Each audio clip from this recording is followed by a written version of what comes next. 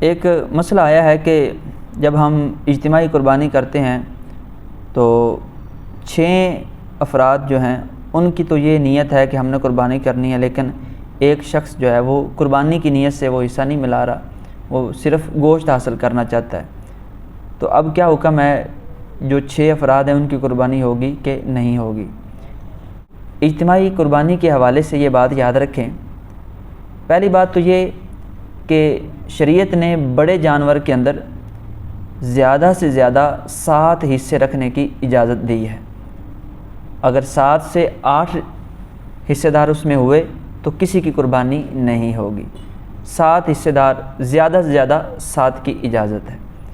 دوسری اس میں یہ بات یاد رکھی جائے کہ جو حصہ دار ہیں ہر ایک کی نیت وہ قربانی کی ہو، یعنی اللہ تعالیٰ کی بارگاہ سے نیکی حاصل کرنے کی نیت ہو۔ اگر کسی ایک کی بھی یہ نیت ہوئی کہ بس مجھے صرف گوشت حاصل ہو جائے تو اس صورت میں بھی کسی کی قربانی نہیں ہوگی۔ اور تیسری صورت اس میں یہ بھی خیال رکھا جائے کہ جو حصے دار ہیں اس میں وہ سارے کے سارے مسلمان بھی ہوں۔